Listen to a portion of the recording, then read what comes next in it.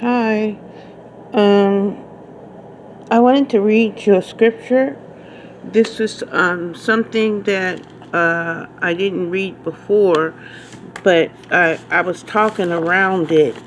I was trying to make people see, believe, or seeing what the Bible says about it, about about Jesus Christ, he didn't create everything. Jehovah created everything, but he used Jesus Christ to make everything. He was his master worker in the beginning. If you see, look at Colossians, um,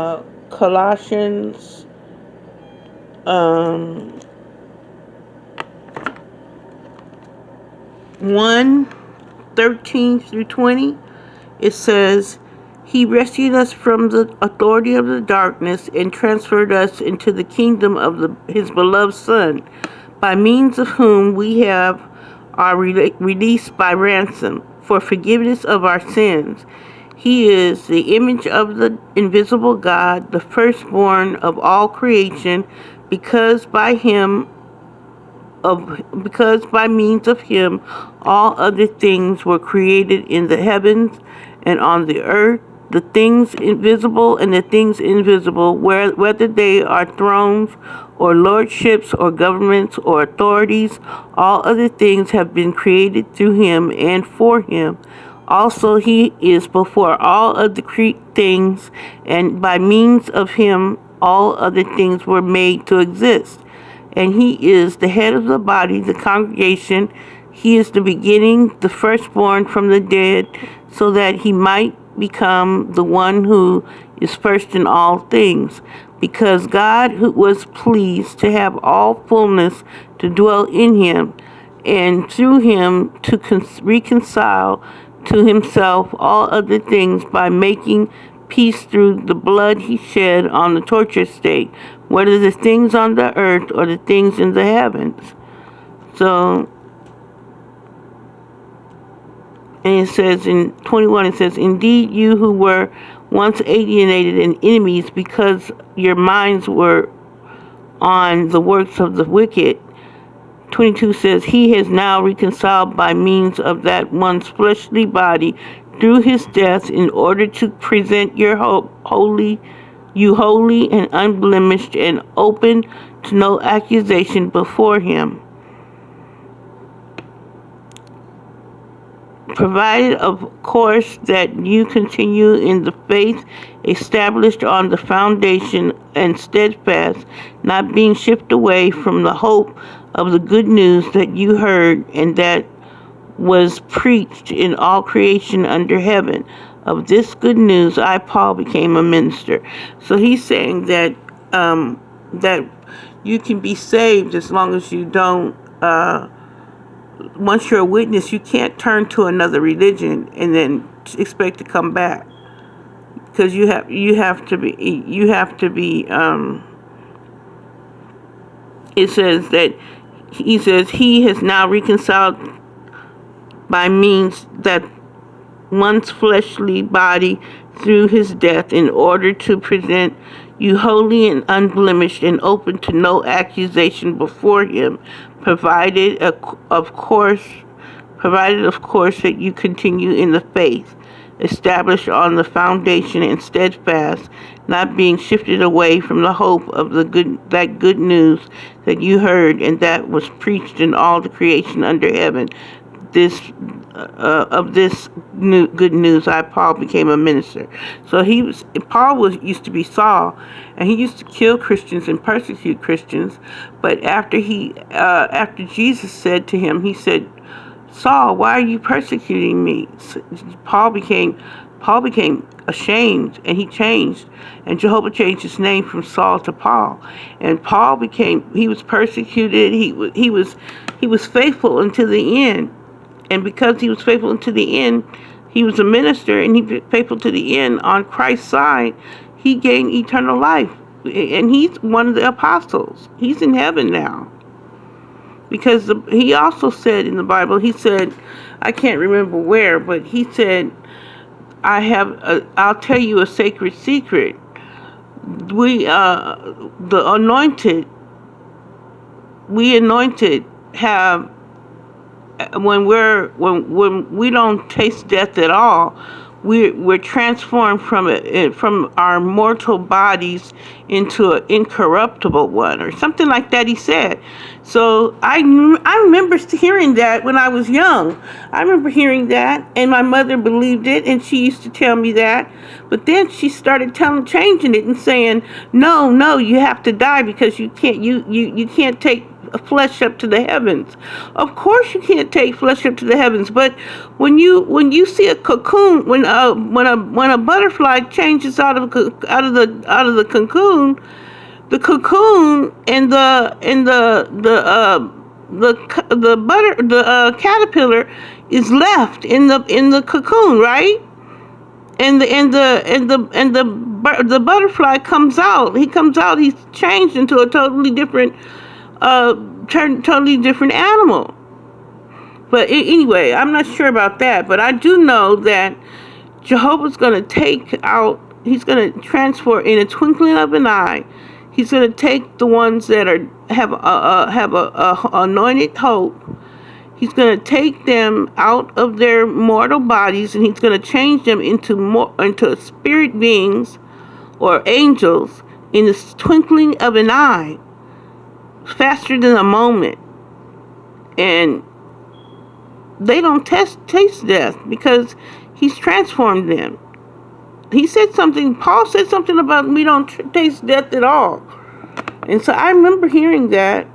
And then my mother said something about no, they're waiting in the grave, waiting for a resurrection, waiting to be transformed. She started coming up with that. I said, it was like she wanted to confuse me and make me not believe I was anointed. Ever since I was a little tiny girl, and I started believing I was anointed.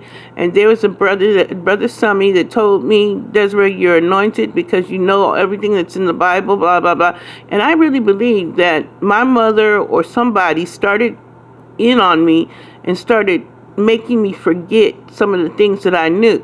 Because the Bible does say if you know a little, that what's the little will be taken away from you. But I knew a lot.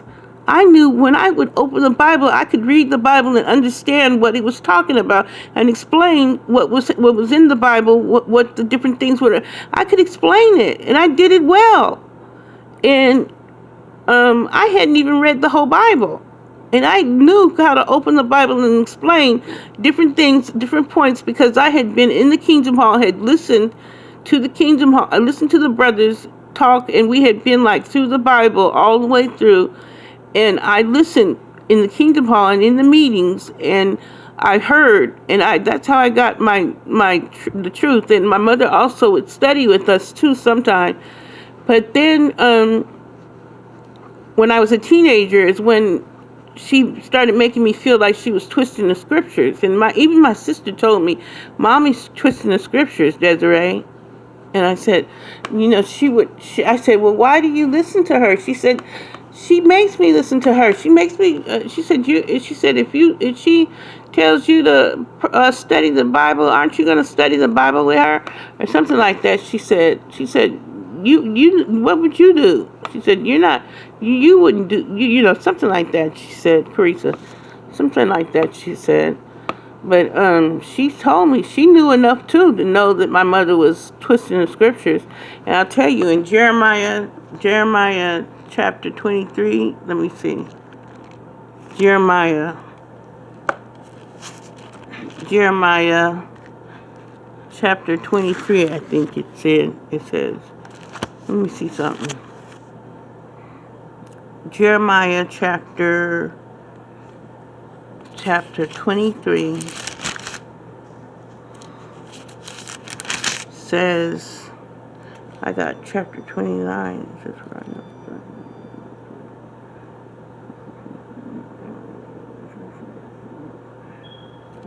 Okay. 23 says woe to the shepherds who are destroying and scattering my sheep and my pasture, declares Jehovah. Therefore, this is what Jehovah, the God of Israel, says against the shepherds who are shepherding my people. You have scattered my sheep. You keep dispersing them, and you have not turned your attention to them. So I will turn my attention to you because of your evil deeds, declares Jehovah. Then I will gather together the remnant of my sheep from all the lands to which I have dispersed them, and I will bring them back to their pasture, and they will be fruitful and become many. And I will raise up over them shepherds who will really shepherd them. They will no longer be afraid to be terrified, and none will be missing, declares Jehovah. Look, the days are coming, declares Jehovah, when I will raise up to David a righteous sprout, and a king will reign and show insight and uphold justice and righteousness in the land. In his days, Judah will be saved, and Israel will reside in security. And this is the name by which he will be called, Jehovah of our righteousness. However, the days are coming, and declares Jehovah, when they will no longer say, as surely as Jehovah is alive, who brought the people of Israel out of the land of Egypt, but rather, as surely as Jehovah is alive, who brought out and brought back the descendants of the house of Israel from the land of the north and from all the lands to which I had dispersed them, and they will dwell in their own land. Concerning the prophets, my heart is broken within me. All my bones are shaken. I am like a man who is drunken, like a man overcome with wine. Because of Jehovah and because of his words, holy words, for the land is full of adulterers. Because of the curse of the land has gone into mourning, and the pastures of the wilderness have dried up. Their course is evil, and they abuse their power. Both the prophet and the priest are polluted. Even in my own house I have found their wickedness, declares Jehovah. So their path will become slippery and dark. And they will be pushed and will fall. For I will bring calamity on them in the year of reckoning, declares Jehovah. And in the prophets of Samaria I have seen what is repulsive. Their prophecies are enticed by Baal, and they lead my people Israel astray. And in the prophets of Jerusalem I have seen horrible things. They commit adultery and walk in falsehood. They encourage evildoers, and they do not turn away from their wickedness. To me they are all like Sodom, and their inhabitants are like Gomorrah. Therefore, this is what Jehovah of armies says against the prophets. Here I am making them eat woodworm, and giving them poisoned water to drink. From the prophets of Jerusalem, apostasy has spread throughout the land. This is what Jehovah of armies says. Do not listen to the words of the prophets who are prophesying to you. They are deluding you. The vision they speak is from their own heart, not from the mouth of Jehovah. They are saying again and again to those who disrespect me, Jehovah has said, you will enjoy peace. And in everyone who follows his own stubborn heart, they say, no calamity will come upon you. For who has stood in the inner circle of Jehovah to see and I hear his word? Who has paid attention to his word in order to hear it? Look, the windstorm of Jehovah will burst out in fury. Like a whirling tempest, it will whirl down on the head of the wicked. The anger of Jehovah will not turn back, until he has carried out and accomplished the intentions of his heart. In the final part of the days, you will clearly understand this. I will not send the prophets, yet they ran. I did not send the prophets, yet they ran. I did not speak to them, yet they prophesied. Yet they prophesied. But if they had stood in my inner circle, they would have made my people hear my words, and would have caused them to turn back from their bad way of their evil deeds. Am I only a God nearby, declares Jehovah, and not a God also from far away? Can any man hide in a concealed place where I cannot see him? Declares Jehovah. Do I not feel the heavens? And do I not feel the heavens and the earth? Declares Jehovah. I have heard the prophets who are prophesying lies in my name. I have a dream. How long will this continue in the heart of the prophets to prophesy lies? They are prophets of the deceit of their own heart. They intend to make my people forget my name by the dreams they relate to one another, just as their fathers forgot my name because of Baal. Let the prophet who has a dream relate the dream, but no one who has my word should speak my word truthfully. What does the straw have in common with the grain? Declares Jehovah. Is not my word just like a fire, declares Jehovah, and not like a forge hammer that smashes the crag?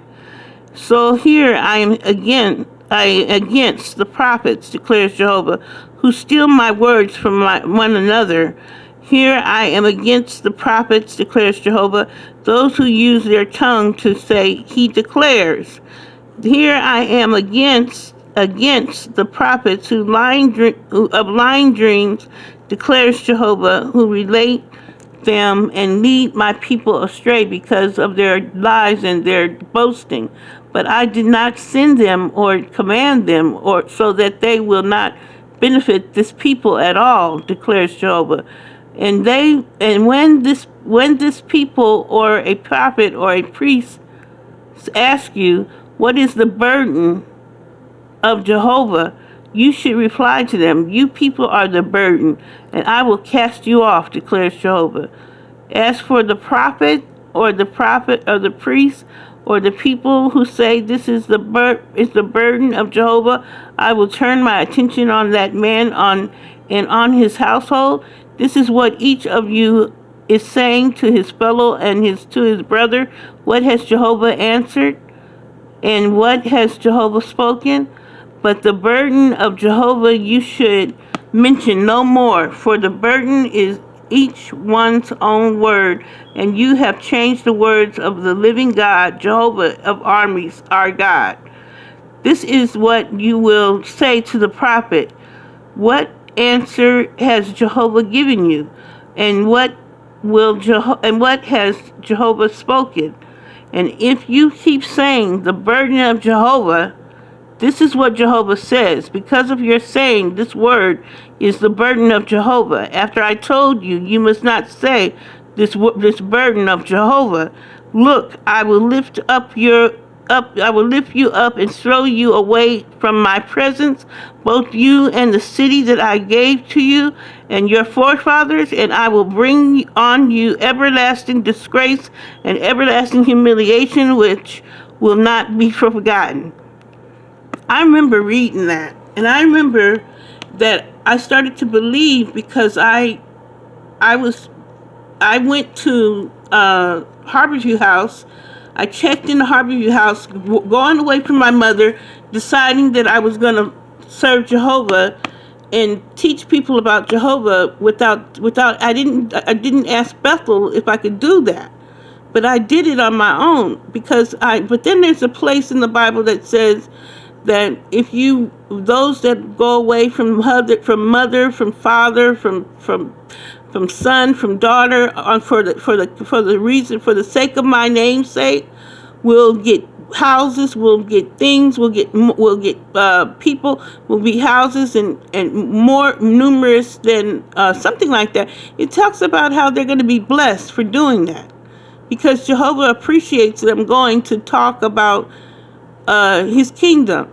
But anyway, the reason why they were talking about that was talking about people that take his word, they know his word, and they twist it. The church is twisted, and they're going to be humiliated. And also his people, there's some people in his kingdom that twist it. And my mother reminds me of some people that twist the scriptures, because she used to do it when I was a teenager. And I feel like when a lot of times she yells at me and fusses at me because she's humiliated and she's embarrassed, and she's just finding ways to, she'll kill me, she will. She still might kill me. But still, Jehovah knows who's true. And I know that when the Bible said to start telling people about getting out of Babylon the Great, these brothers and sisters have not stuck to that. Like it said way back in the 2017 examining of the scriptures book by Jehovah's Witnesses, which is the daily text. It said in that year 2017, it said, now the time is, brother, for us to remind, to teach, to warn our neighbors about being part of Babylon the Great. And so I started witnessing and teaching people about what it says in Revelation 17 and 18. I made letters here to tell these people, get out of false religion before it's too late. Get out of false religion. Because if they don't get told, then you're not a witness if you don't tell them about getting out of false religion. And my mother kept saying, Desiree, it's not the time and the place. We have to wait for the brothers to say this. I said, the brothers said it. The brothers said it. And she said, when did they say it? She said, I never heard that. She said, they didn't say it. And it's like she's been trying to keep the system of things going against what Jehovah wants. And it's like she's trying to keep the system of things open. Like she's trying to make people not learn the truth, because she doesn't want exactly what Jehovah's going to bring around on false religion. He says he's going to put into the minds of the false religion. He's going to put into the minds of the United Nations to turn against the false religion. If you read that in Revelation chapter 17. I'll read it. Revelation chapter 17 and 18. This is what I read with Art. Art was a guy that used to come in here and pray for people that wanted to hear him pray over them. Revelation, it's kind of hard to explain sometimes, but Revelation 17 and 18 says, it says, one of the 7 angels who had 7 bowls came and said to me, come, I shall show you the judgment of the great prostitute who sits on many waters, with whom the kings of the earth committed sexual immorality. The earth's inhabitants were made drunk with the wine of her sexual immorality. And he carried me away in the power of the Spirit into a wilderness. And I saw a woman sitting on a scarlet-colored wild beast that was full of blasphemous names and that had 7 heads and 10 horns. The woman was clothed in purple and scarlet, and she was adorned with gold and precious stones and pearls. She had in her a golden cup that was full of disgusting things and the unclean things of her sexual immorality. On her forehead was written a name of mystery, Babylon the Great, the mother of the prostitutes and disgusting things of the earth. And I saw the woman was drunk with the blood of the holy ones and the blood of the witness of Jesus. Now my mother, no, I'm not going to say it yet. But on seeing her, I was greatly amazed. And so the angel said to me, why is it that you were amazed? I tell you the mystery of the woman and of the wild beast that is carrying her, that has the 7 heads and the 10 horns. The wild beast that you saw was, but is not, and yet is about to ascend out of the abyss, and it is to go off into destruction. And the inhabitants of the earth, those whose names have not been written in the scroll of life from the founding of the world, will be amazed when they see how the wild beast was but is not, and yet will be present. This calls for a mind that has wisdom. The 7 heads mean the 7 mountains where the woman sits on top. And there are 7 kings. 5 have fallen, one is and the other has not yet arrived. But when he does arrive, he must remain a short while. And the wild beast that was but is not, is it also an 8th king? It is also an 8th king, but it springs up from the 7, and it goes off into destruction. The 10 horns that you saw means 10 kings who have not yet received a kingdom, but they do receive authority as kings for 1 hour with the wild beasts. These have one thought, so they give their power and authority to the wild beasts. These will battle with the Lamb, but because he is Lord of lords and King of kings, the Lamb will conquer them. Also those with him who are called and chosen and faithful will do so. He said to me, the waters that you saw where the prostitute is sitting mean peoples and crowds and nations and tongues. And the 10 horns that you saw and the wild beasts, these will hate the prostitute and will make her devastated and naked, and they will eat up her flesh and completely burn her with fire. For God put into their hearts to carry out this thought, yes, to carry out their one thought by giving their kingdom to the wild beasts until the words of God have been accomplished. And the woman who you saw means the great city that has a kingdom over the kings of the earth. Then 18 says, after this I saw another angel descending from heaven, and with great authority, and the earth was illuminated by his glory. And he cried out with a strong voice, saying, she has fallen, Babylon the Great has fallen, and she has become a dwelling place of demons, and a place where every unclean spirit and every unclean and hated bird lurks. For because of the wine of the passion of her sexual immorality, all nations have fallen victim, and the kings of the earth committed sexual immorality with her. And the merchants of the earth became rich owing to the power of her shameless luxury. And I heard another voice from the heavens say, get out of her, my people, if you do not want to share with her in her sins, and if you do not want to receive part of her plagues. For her sins have massed together clear up to the heavens, and God has called her acts of injustice to mind. Repay her in the way she treated others. Yes, pay her back double for the things she has done. In the cup for she has mixed a double portion for her, to the extent she has glorified herself and lived in shameless luxury, to the extent give her torment and mourning. For she keeps saying in her heart, I sit a queen, and I am no widow, and I am not a widow, and I will never see mourning. That is why in one day her plagues will come, death and mourning and famine, and she will be completely burned with fire, because Jehovah God who judged her is strong. And the kings of the earth who committed sexual immorality with her and lived with her in shameless luxury will weep and beat themselves in grief over her when they see the smoke from her burning. They will stand at a distance because of their fear of her torment, and say, too bad, you great city, Babylon, you strong city, because in 1 hour your judgment has arrived. Also the merchants of the earth are weeping and mourning over her, because there is no one to buy their full cargo anymore.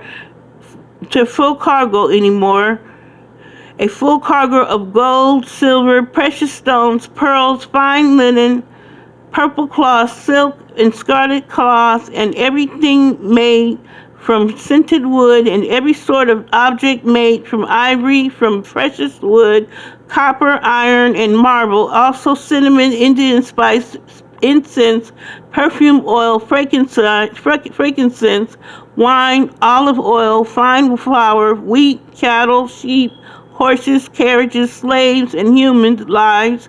Yes, the fine fruit that you desired has left you, and all the delicacies that and the splendid things have vanished from you, never to be found again.